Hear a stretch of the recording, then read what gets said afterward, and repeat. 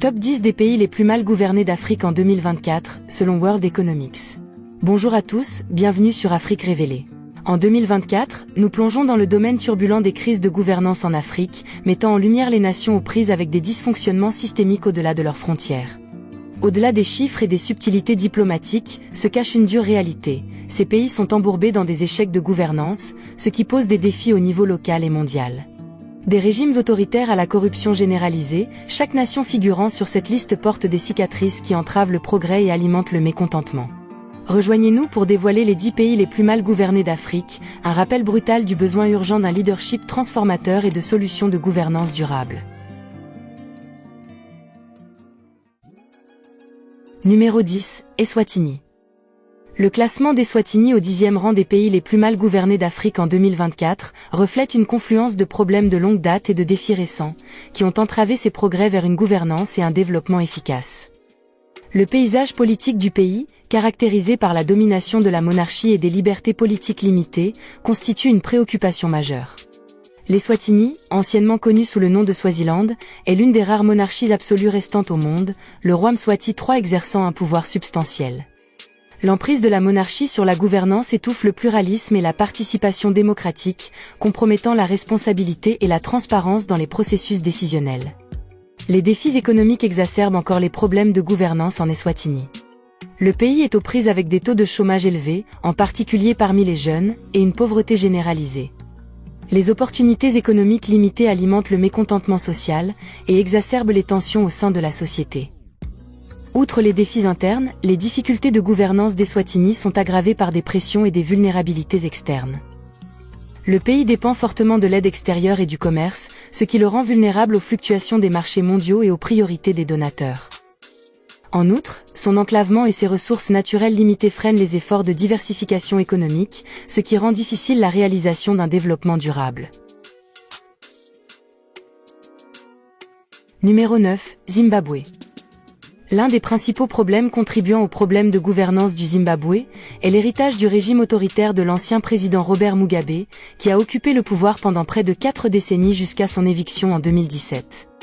Alors que le départ de Mugabe a fait naître l'espoir d'une réforme politique et d'une revitalisation économique, le Zimbabwe continue de aux prises avec des défis de gouvernance sous son successeur, le président Emmerson Mnangagwa. La mauvaise gestion économique et la corruption exacerbent encore les problèmes de gouvernance au Zimbabwe. Des années d'hyperinflation, de dévaluation de la monnaie et de mauvaise gestion budgétaire ont érodé la stabilité économique du pays et conduit à une pauvreté et un chômage généralisé. La corruption est omniprésente dans les agences gouvernementales et mine la confiance du public dans la capacité de l'État à fournir des services essentiels et à promouvoir un développement inclusif. Le secteur agricole, autrefois l'épine dorsale de l'économie du Zimbabwe, a été paralysé par les politiques de réforme agraire qui ont conduit à la saisie de fermes commerciales appartenant à des Blancs, sans compensation adéquate. Bien que destinée à remédier aux injustices historiques et à promouvoir la redistribution des terres, la mise en œuvre de ces politiques a été entachée par la corruption, l'inefficacité et le manque de soutien aux petits agriculteurs, contribuant ainsi à l'insécurité alimentaire et au déclin économique. Les défis de gouvernance du Zimbabwe sont encore exacerbés par des facteurs externes, notamment les sanctions imposées par les pays occidentaux. L'Égypte se retrouve dans la position peu enviable d'être classée au 8e rang des pays les plus mal gouvernés d'Afrique, selon l'indice de l'économie mondiale, avec un score lamentable de 28,8. L'un des principaux facteurs contribuant au mauvais classement de l'Égypte en matière de gouvernance est la persistance de troubles politiques. Après la révolution de 2011 qui a renversé l'autocrate de longue date Hosni Moubarak, la transition de l'Égypte vers la démocratie a été semée d'embûches. L'ascension et la chute du président islamiste Mohamed Morsi, suivie par la réaffirmation du pouvoir par l'armée sous Abdel Fattah al-Sisi, ont conduit à un climat d'autoritarisme et de répression. Malgré des efforts de réforme économique ambitieux, notamment la mise en œuvre de mesures d'austérité et l'obtention de prêts auprès des institutions financières internationales, l'économie égyptienne continue de connaître des difficultés. Les taux de chômage élevés, en particulier chez les jeunes, la pauvreté généralisée et les inégalités de revenus, demeurent des problèmes urgents. De plus, la corruption endémique au sein des institutions étatiques entrave le développement économique et exacerbe la désillusion du public quant à la capacité du gouvernement à gérer efficacement les ressources du pays. Les troubles sociaux occupent également une place importante dans le paysage de la gouvernance égyptienne. Des années de répression politique et de difficultés économiques ont alimenté le mécontentement de la population, conduisant à des protestations et des manifestations sporadiques. Le Congo-Brazzaville se retrouve au 7e rang des pays les plus mal gouvernés d'Afrique, avec un indice inquiétant de 28,4, selon World Economics. Le pays a été marqué par des décennies de régimes autoritaires et d'élections contestées, le pouvoir étant concentré entre les mains du président Denis Sassou Nguesso et de son parti au pouvoir. Le manque de pluralisme politique, associé aux allégations de fraude électorale et de violation des droits humains, a porté atteinte aux normes démocratiques et érodé la confiance du public dans le gouvernement.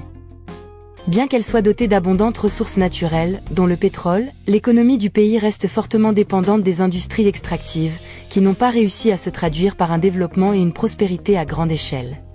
La corruption endémique, le népotisme et la mauvaise allocation des ressources ont détourné les richesses des caisses publiques, exacerbant ainsi la pauvreté et les inégalités.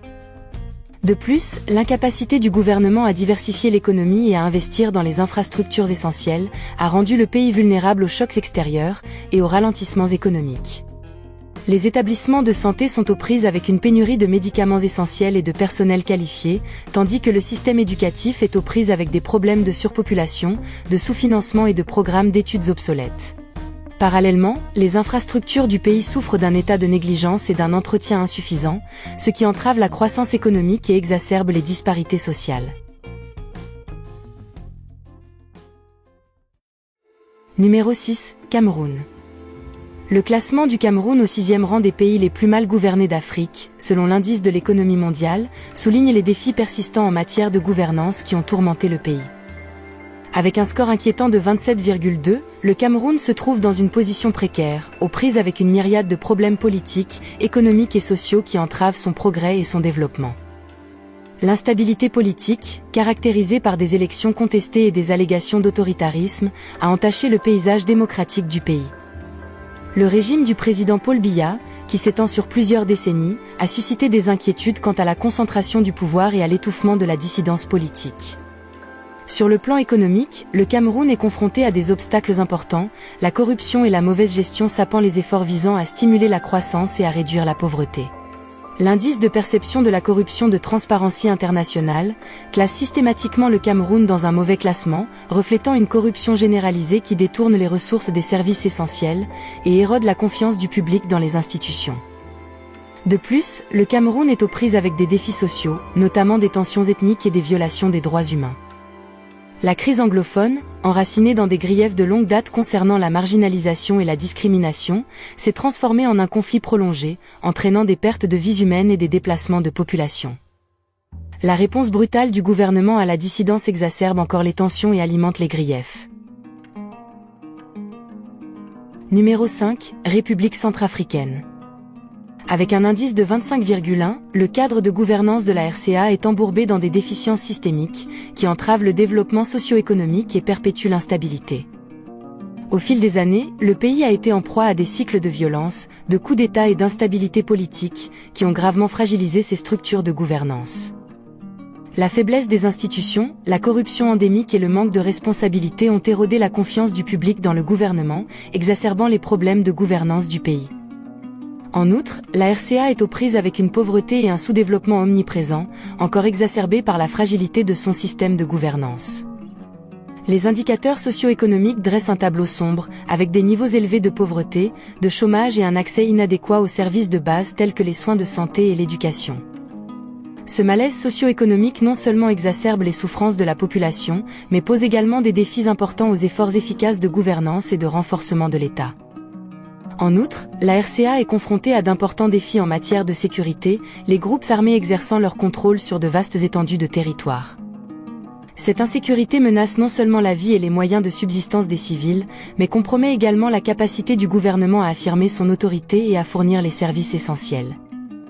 La prolifération des groupes armés, alimentée par les tensions ethniques et religieuses, exacerbe la crise de gouvernance du pays, perpétuant un cycle de violence et d'instabilité.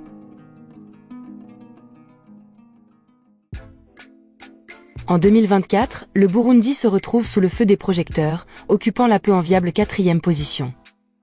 Avec un indice de 24,4, les défis de gouvernance du Burundi ont souligné un besoin urgent de réformes et d'interventions substantielles. L'instabilité politique est un thème récurrent dans le récit de la gouvernance au Burundi. Le pays a été aux prises avec des périodes de conflits et de troubles, résultant de luttes de pouvoir politiques et de tensions ethniques. Ces conflits ont non seulement perturbé le fonctionnement des institutions étatiques, mais ont également contribué à des violations généralisées des droits humains, notamment des exécutions extrajudiciaires et des arrestations arbitraires. Le manque de stabilité politique a sapé les efforts visant à favoriser une gouvernance inclusive et à entraver les perspectives de développement durable du pays. La corruption généralisée au sein des institutions gouvernementales a érodé la confiance du public et détourné des ressources précieuses des services essentiels et des projets d'infrastructure. La prévalence des pratiques de corruption a créé des obstacles à la croissance économique, étouffé les investissements et exacerbé les niveaux de pauvreté, aggravant encore les inégalités socio-économiques.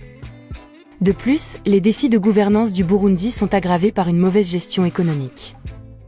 La faiblesse des politiques budgétaires, associée au recours à des modèles économiques dépassés, a conduit à une croissance stagnante et à des niveaux de chômage élevés.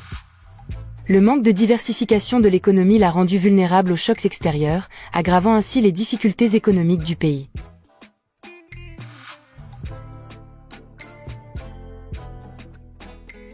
Le Tchad se classe au 3e rang des pays les plus mal gouvernés d'Afrique, selon l'évaluation de World Economics, avec un indice de 23,2.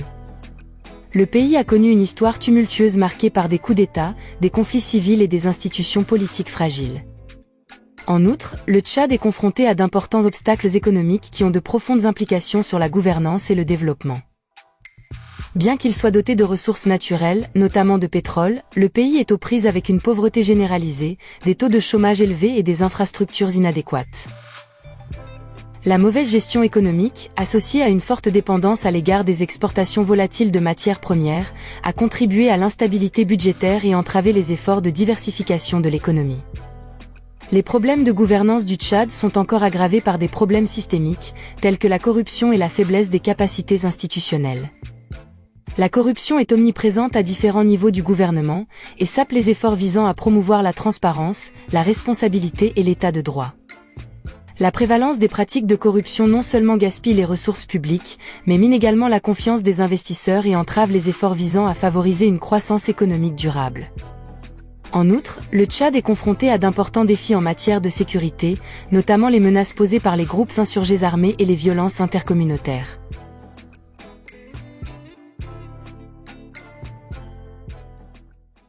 Numéro 2, la République démocratique du Congo. Au cœur de la crise de gouvernance de la RDC se trouve son paysage politique turbulent. Malgré des tentatives périodiques de transition démocratique, le pays reste en proie à un héritage de régime autoritaire et à des luttes de pouvoir tenaces. L'absence de consensus politique et la faiblesse des cadres institutionnels ont perpétué un cycle d'instabilité, entravant des progrès significatifs vers une gouvernance durable. La corruption apparaît comme une force omniprésente et insidieuse, imprégnant pratiquement toutes les facettes de la société congolaise. Qu'il s'agisse de détournement de fonds aux plus hauts échelons du gouvernement ou de petits pots de vin dans la rue, la corruption érode la confiance du public et porte atteinte à l'état de droit.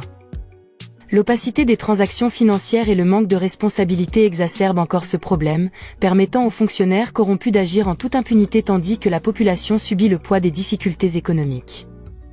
La mauvaise gestion économique aggrave les problèmes de gouvernance de la RDC, étouffant la croissance et exacerbant la pauvreté. Malgré ses vastes richesses minières, notamment des ressources convoitées comme le cobalt et le coltan, le pays peine à traduire ces richesses naturelles en avantages tangibles pour ses citoyens. La faiblesse de la surveillance réglementaire et les pratiques d'exploitation des sociétés multinationales ont alimenté le pillage des ressources et exacerbé les disparités socio-économiques, perpétuant ainsi un cycle de pauvreté et de sous-développement.